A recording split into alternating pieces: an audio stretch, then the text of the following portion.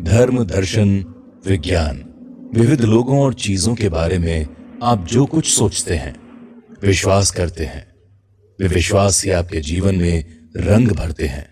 परंतु सबसे महत्वपूर्ण बात यह है कि आप अपने बारे में क्या सोचते हैं, क्योंकि आप ही रहने वाले हैं, कोई और नहीं हो सकते। और आप अपने बारे में क्या सोचते हैं, उसका बहुत निकट संबंध इस बात से है कि आप दूसरी तमाम चीजों के बारे में क्या सोचते हैं। कैप्टन विक्रम बत्रा की डायरी से उद्धृत यानी लिया गया। 6 दिसंबर 1997 को विक्रम बत्रा को जम्मू कश्मीर राइफल्स की 13वीं बटालियन में नियुक्त किया गया।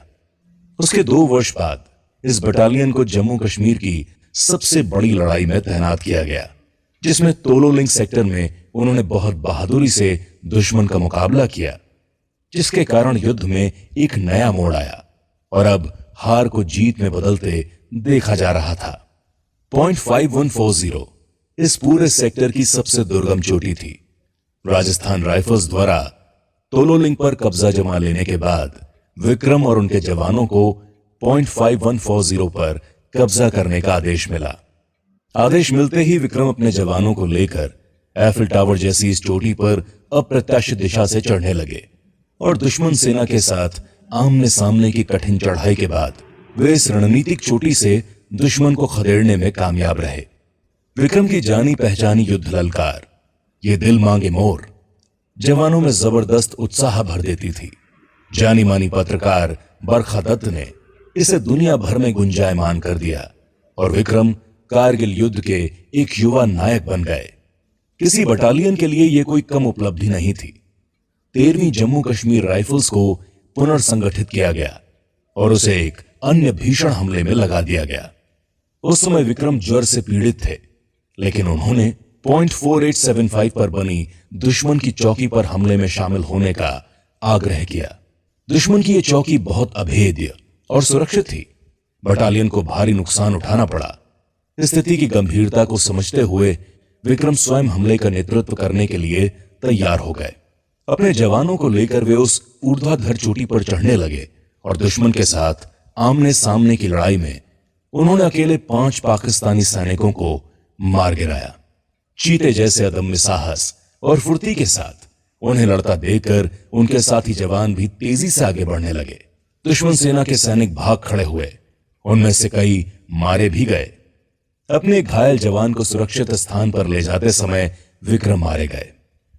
युद्ध के मैदान में साथी जवान को बचाने के लिए किए जाने वाले बलिदान का यह एक उत्कृष्ट उदाहरण है। कैप्टन विक्रम बत्रा को मरणोपरांत भारत के सबसे बड़े वीरता पुरस्कार परमवीर चक्र से सम्मानित किया गया। वीरों में भी वीर विक्रम बत्रा का नाम हमारे युद्ध नायकों में शुमार हो गया है। दिलचस्प बात है कि कारगिल की लड़ाई में 13 जम्मू कश्मीर राइफल्स को एक नहीं बल्कि 2 परमवीर चक्र मिले। हमारे सैन्य इतिहास में यह एक अभूतपूर्व उपलब्धि रही है। विक्रम ने देश और सेना के लिए जो कुछ किया उसे शब्दों में बयान नहीं किया जा सकता। दुनिया में ऐसे लोग गिने चुने होते हैं जो अपने साहस और बहादुरी से इतिहास के पन्नों पर अपनी अमिट छाप छोड़ देते हैं। विक्रम बत्रा उनमें से एक हैं, जो आज भारत के घर घर में साहस और बहादुरी का पर्याय बन गए हैं।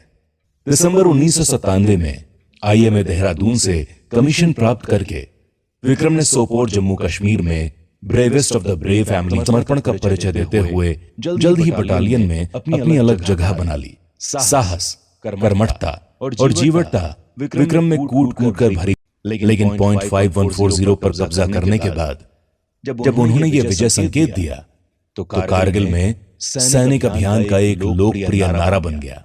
जून 1999 के कारगिल युद्ध के दौरान पॉइंट 5140 और उसके बाद पॉइंट 4875 पर कब्जा करने में कैप्टन विक्रम बत्रा ने जिस साहस, पराक्रम और जबरदस्त नेतृत्व कौशल का प्रदर्शन किया वो आज हमारी लोक गाथा का एक हिस्सा बन गया है, जिससे हमारी आगे आने वाली पीढ़ी प्रेरणा लेती रहेगी।